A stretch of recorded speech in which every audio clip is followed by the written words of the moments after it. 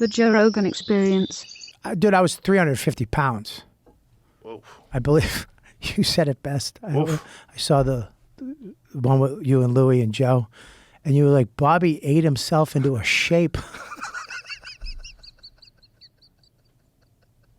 Well, when I first met you, you were young and thin and good looking. I was gorgeous, but I remember I've met you twice. That was so funny too. It was such a perfect description. I met you at UFC 100, and you came out of the back. You went, you looked at me and go, "What happened to you?" I was like, "Hey Joe, how you doing?" No, it's been an addiction for me since I was a kid. It was my first addiction when I was a kid. Was food. It was I remember when my mom, I had an abusive stepdad for a while, 5 years, and I had nobody. And I remember I found food. Like I would wake up in the morning and say goodbye to my mom in 6th grade, go out the front door, go around the back, crawl into the basement. And in the corner of the basement, I had a little pillow and a blanket. And I would just sit there all day and I would eat. So you'd pretend you were going to school? I'd pretend I was going to school because I was just so afraid. I had no friends. I had nobody. And I was in a major depression and I didn't know it. And I would sleep in the basement. And I remember I would just eat food like, Suzy Q's and Ring Dings. And it just made me feel almost like a friend, I just had a problem. And I remember I got real big. And then my sixth grade teacher, actually, Mr. DiPerzio, got me into running. It was like all of a sudden he became my dad. He kind of took me under his wing, and we were at the Olympics. You remember the 6th grade Olympics? And it was just a horseshit thing, but I remember we had to do the 440 all the way around the track. And I remember he came up to me and goes, Kelly, you got to win. I want you to win. And I remember I was like, I'll win. I just wanted somebody to fucking believe in me. You know what I mean? Yeah. And I remember I was racing against this skinny black kid, fast as lightning. And I remember we were running and I fucking won. I remember I beat him, everything I had, and I won. Wow. And I just felt fantastic. I started jogging. I started doing marathons. Wow. But, then I got into drugs. After that, I found drugs. And very shortly after that, in 7th grade. And then I, of course, went to, jail. I think I went to jail the first time at 13. Jesus. Yeah, that was terrible. What'd you go to jail for? Unarmed robbery, assault and battery, malicious destruction, trespassing, and breaking probation. Holy shit. So breaking probation at 13? I was you were on probation? I was on probation at 12. Oh my God. For what? I robbed a canteen truck of cigarettes and fucking, I think, Twinkies. Wow. So I got on probation for that. And then, yeah, it was terrible. I remember that we went to jail at 13. Yeah. My bail was, I think, $10, and my mother didn't pay it. Because the judge she said, what do I do? And he was like, let him go through the system. Let him go. And my mother listened to him. Oh my God. Yeah, it was bad because I remember I was in the jail cell, Somerville Courthouse. The jail cell's downstairs. The regular prisoners and the juvie stay downstairs. So I had my own jail cell. And I remember I was looking at it like, pay the fucking money. Because all my friends' moms paid. Oh. And they got out. And I went, they take you downstairs. And she came down. And I walked up to her and I was just crying. And she was like, Bobby, she's crying. I'm so sorry. Blah, blah, blah. And I just turned around and started doing push-ups. And then they came and got me, and they throw you in the van. The regular prisoners would be in the back of the van, and the juvies are in the front behind the drivers on a bench. And I just remember the real prisoners just, hey, little bitch. I was shitting my pants. And they take you up to Danvers State Hospital. Danvers State the morgue they gave to the detention, the juvenile detention. So you go up there, it's called intake. And you get up there, and there's a bunch of other kids. They strip search you, and you got to get naked and do jumping jacks. I'm 13, you got to bend over. It was embarrassing. It was terrible. And you go into this room, and there's all these other kids of all nationalities just in this room watching this one TV. I remember they came in with a box of deli sandwiches and chocolate milk. And everybody ran over and grabbed it. You grab a sandwich, and they had these purple onions on top, these wet onions, because I think they were old sandwiches that they would donate to the juvies. And they all took them and threw it on the ceiling. And I looked up on the ceiling. There was just years of onions on the ceiling. It was fucking terrifying. And then the kid comes up. He's like, hey, man, when they call you out, ask them where you're going. And if they don't tell you, it's somewhere bad. If they tell you, it's somewhere good. So like Kelly, I went out. They start shackling me, and they handcuffed me. And I'm like, where am I going? And he just looked at me, and he shook his head. And they shackled me to two other 18-year-olds. I was 13. And they took me to the Charlestown Y. So the Charlestown Y, the bottom floor was the Y, but the top floor was a juvenile lockup. So you had to go through the gym, go upstairs, and they take you into this room. And I got strip searched. I had to get naked. You go, and then you have to take a shower. I was 13. I had a little pecker. I think I had 4 pubes. And I'm showering with these 18-year-olds next to me. I was scared shit. That night, some kid got a pencil in his eye from another kid. And then you go into this room with just bunk beds. Steel bunk beds filled in the room. And the highway, I don't remember, the Charlestown Y, the highway with 93 was right there. So it's just cars, like as close as me and you, were just whipping by on the highway all night long. And I went to jail. And from there, you just go to another jail. I think it was till I was 15, I was going in and out of juvie jails and foster homes. Jesus Christ. Because once you're in, you're in.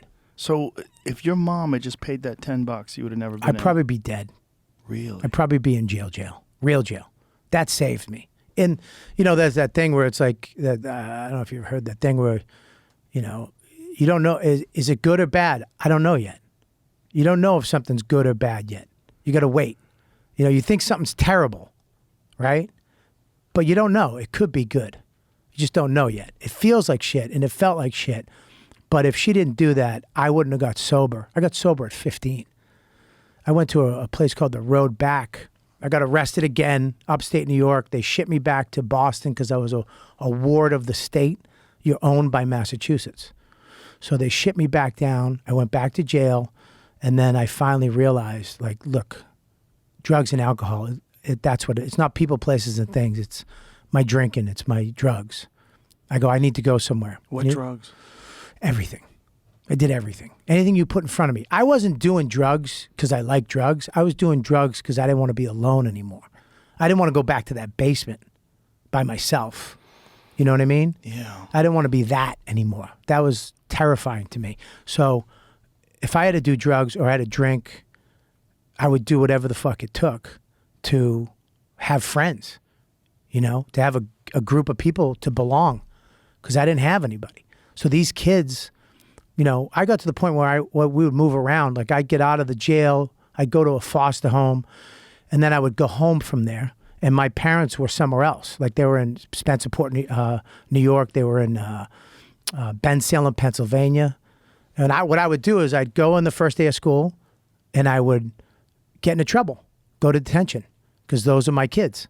So I'd get in trouble, go to detention, and I'd always have weed. I'd always have a couple joints.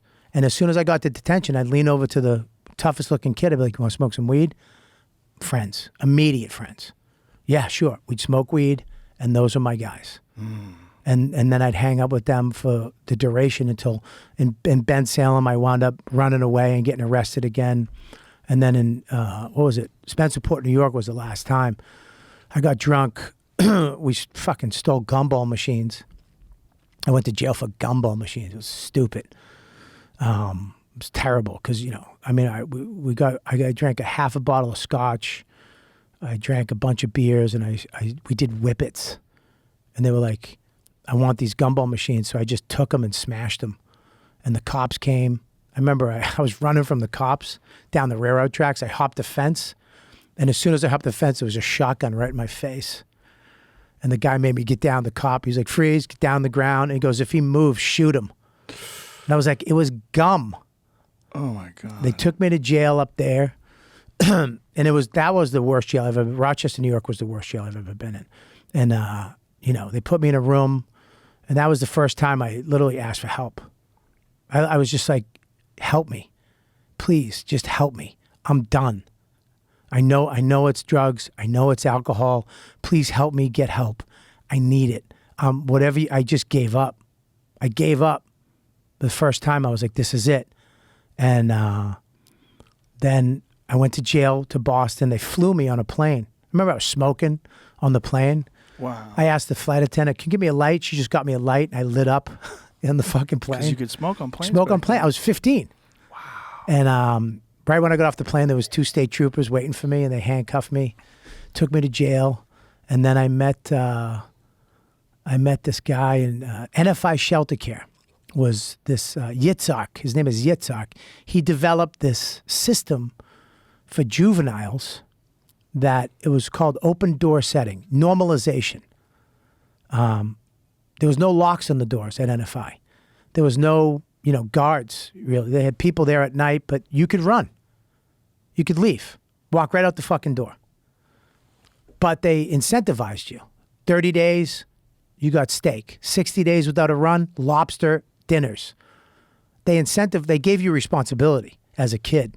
And we all kind of formed together to kind of keep each other in check to receive these benefits.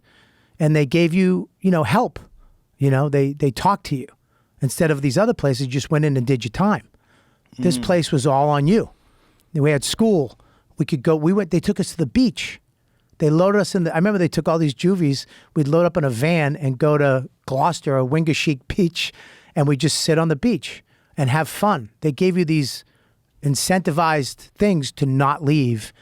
And then the guy came up to me. He's like, you can go to rehab. We got you set up. You can go to 6 months co-ed, or you can go to a year all boys. And I was like, what do I do? He's like, knowing you, year all boys. If you go with his girls, you'll fuck up. You'll fuck up. You'll try to bang the chicks. You'll try to have sex, and you'll fuck it up. So I did. I listened. I was like, okay. And I went to the road back. It was a house, again, normalization, no bars, no nothing. I showed up, and I was sitting in this room. This guy, Tom Tompkins, used to be, had a lot of money. His wife was a famous opera singer. He was in show business, and he lost it all from alcoholism and drugs. So he started this house called The Road Back. And I remember I was sitting there petrified, and all of a sudden he comes down, there's all the staff, and there's this one kid fucking being, fuck this place. I don't want to fucking be here. Fuck this. I want the fuck out, screaming and yelling. And he came down the stairs, old dude, gray beard, psoriasis. He had a misty cigarette, those little slim and sassy, just smoking it. And he came down. He goes, where's this fucking fuck up? Where's this cocksucker that wants to leave? The kid's like, me. He's like, you want to fucking leave? You want to get the fuck out of here? Get the fuck out. There's the door, you fucking pussy.